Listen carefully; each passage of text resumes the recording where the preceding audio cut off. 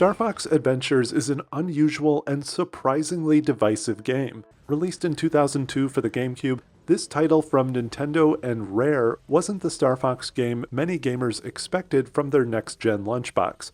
Instead of soaring through outer space in an R-Wing and blowing up anything that moves, players spent most of their time exploring the amazing environments of Dinosaur Planet, solving puzzles, beating on enemies with a magic staff, collecting mushrooms, playing fetch with a baby Triceratops, giving candy to stone giants, and much more. For some gamers, this proved to be an enjoyable and surprising adventure, while others just wanted to jump into the R-Wing and fly through traditional Star Fox space missions. Many gamers also just couldn't get past the idea that this was simply a Zelda ripoff or clone, a sentiment I don't really agree with. If you're willing to approach this game with an open mind, I think you'll discover one of the better games on the system with a unique identity of its own.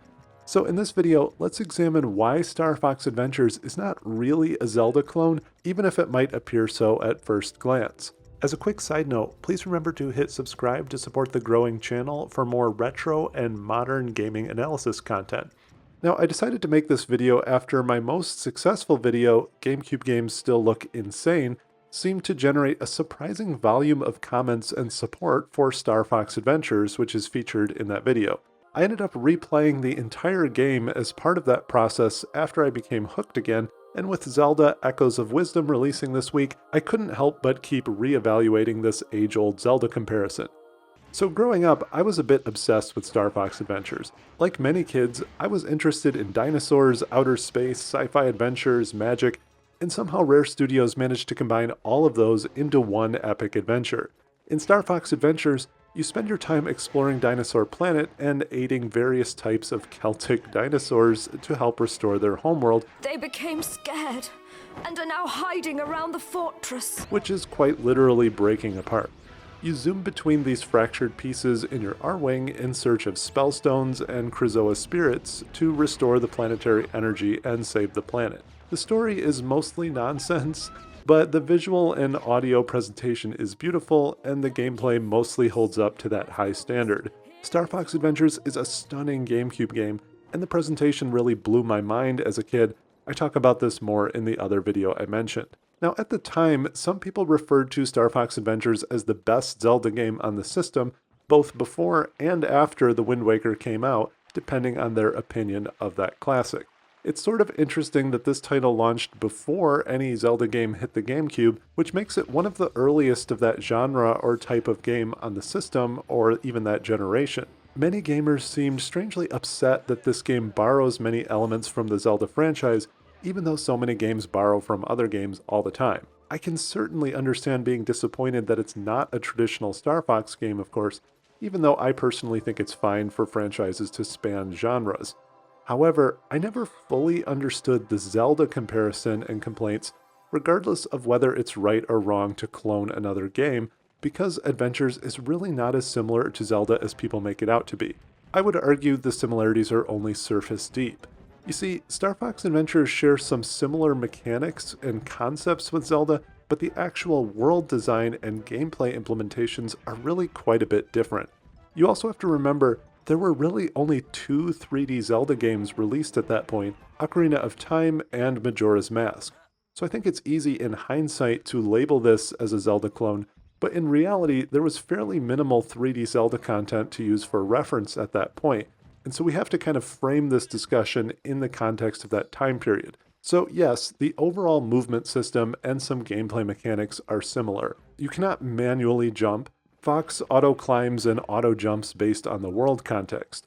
You gain new items and abilities at various points in the game that help you reach new areas in the world.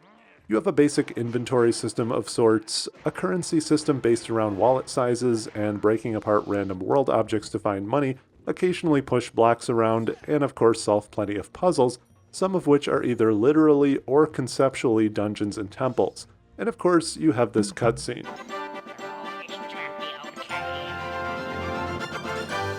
And yes, you have to watch it an absurd amount of times, even compared to the traditional Zelda alternative. However, I think comparing Star Fox Adventures to Zelda is kind of like saying an office building and an apartment building are the same thing, just because they both have many rooms and chairs and elevators and people in them. You see, the overall experience, design, and structural implementation of Star Fox Adventures mechanics are quite a bit different than Zelda games. Star Fox Adventures is structured almost entirely as a series of small, interconnected puzzle or investigative areas, whereas the 3D Zelda games of that time placed a bigger focus on larger, wider worlds to explore, complemented by complex, lengthy temples to discover and solve. Put simply, Star Fox doesn't really have any individual areas that are as deep and complex as any of the Zelda temples in, say, Majora's Mask, and it also doesn't have any areas that are as open or free as Hyrule or Termita Field, or even the later ocean of the Wind Waker. The Dark Ice Mines, Cloudrunner Fortress, the Walled City, Dragon Rock, although conceptually these seem like their own temples, none of these core areas are structured anything like Zelda temples and are instead their own unique mixture of puzzles, action sequences, and some exploration. For example, Dragon Rock is really more of an action-oriented environment. You're freeing captured dinosaurs and riding them around, destroying energy shields. There's almost no puzzle solving and nothing remotely like a temple in this area. The Dark Ice Mines also have you freeing dinosaurs, running irritating barrel obstacle courses, or guiding a mammoth through a blizzard, but the region certainly doesn't have that interconnected complexity of a Zelda temple. I think Star Fox Adventures creates its own interesting blend of puzzles, obstacle courses, random activities, and so on. It's full of small, intentionally crafted individual gameplay scenarios. Even the Force Point temples where you return the Spellstones are much more limited in scope than Zelda temples and simply consist of linear progression through small obstacle courses or puzzle rooms.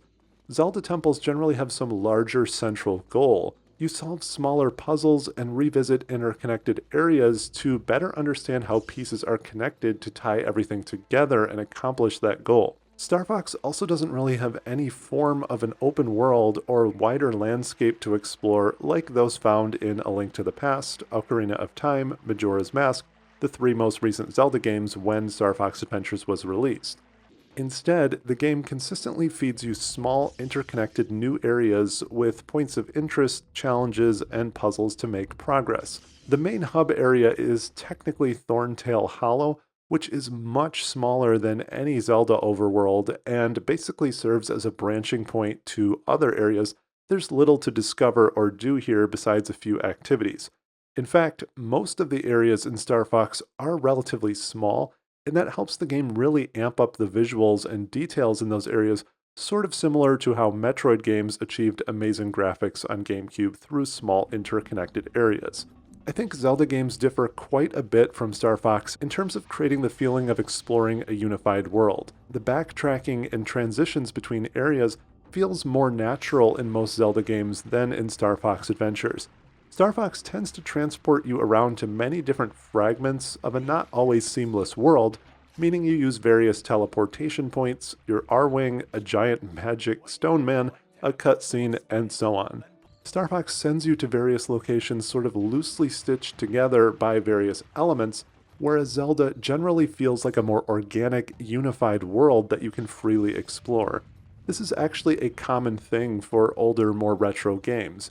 Due to hardware limitations, most games of the time did not load in these huge areas of land all at once, but rather relied on smaller regions cleverly stitched together by plot or gameplay devices. Zelda generally excelled at connecting these smaller segments with a larger, impressive open world. And Star Fox also brings plenty of its own gameplay ideas that you won't really find in any Zelda game from that era. There's plenty of cool segments where you're riding on the back of various dinosaurs or mammoths or racing speeders through canyons, all of which feel very different than the singular Epona experience in Zelda. You take control of cannons to blast open walls or fight waves of enemies. You perform various magic abilities with your staff that provide cool world interactions. You have an annoying dinosaur companion the entire length of the game to provide some basic co-op puzzle solving and investigation. Star Fox is also crammed full of various required mini-games and various tests to prove yourself that provide some interesting gameplay variety. For example, there's a mission where you have to fly on the back of a pterodactyl to shoot down missiles with your staff to fly safely across the map. But there's a challenge to find and light a set of beacons before the time runs out. or a challenge to defend dinosaur eggs from swarms of tiny predators, or a maddening, strangely difficult test of fear where you have to keep the cursor in between two bars while monsters are trying to scare you. Now, at a higher level, Star Fox Adventures and Zelda games also just have different goals and themes for the player. Zelda encourages exploration across these wide-open environments and discovering every last secret there, whether it's heart pieces or hidden songs or helping a random villager. It sharply contrasts this feeling of exploration and adventure with deep, isolating temple designs. Zelda games force you to learn the overall structure of the world and how you can get around it and discover its secrets. You're an unlikely hero chosen for a grand adventure. Star Fox, on the other hand, has almost no content outside of one predetermined linear quest. Fox is a reluctant bounty hunter, essentially there for a paycheck. There's very little in the way of exploration outside of the core path. The game just sort of endlessly spoon-feeds the player different gameplay scenarios and small, interesting levels. Neither is right or wrong, but the overall world designs of the games are very different. Star Fox is also unique in the sense that it's, well, Star Fox. It's a sci-fi setting, which opens up all kinds of possibilities. The game features multiple R-Wing segments you use to fly between pieces of the planet, though this is actually a pretty small part of the game. In fact, much of the negative backlash against this game stemmed from the fact that the R-Wing missions are rare and very bland, and I fully agree with that sentiment. There are 5 space missions in total, plus a generic boss fight, and most are absurdly easy. These missions are really disappointing. You just fly straight the entire time, shoot at some basic rocks and enemies, and all the space environments look very similar. Every time I play this game, I wonder how well it could retain more of the Star Fox feel if you had half a dozen awesome, more extended outer space missions to reach the different planets, like the space missions found in Star Fox Assault. Much like Star Fox Assault, ground missions leave something to be desired, so do the space missions of Star Fox Adventures. However, the space missions are such a small part of the game, they're easy to forget about, and I think that's why over time many people have just come to accept this for what it is. Star Fox Adventures is already a fairly long game, so it's sort of understandable that they probably didn't have the resources to also develop robust space mission systems. However, Star Fox does have a few collectathon or obvious gameplay padding areas I'd happily give up in exchange for more compelling space mission developments, but I digress. So how would you describe your experience with this game? Do you think it's a shameless Zelda clone or ripoff? Are you like me, where you think it has some similar mechanics, but still ends up feeling totally different when taken as an overall experience?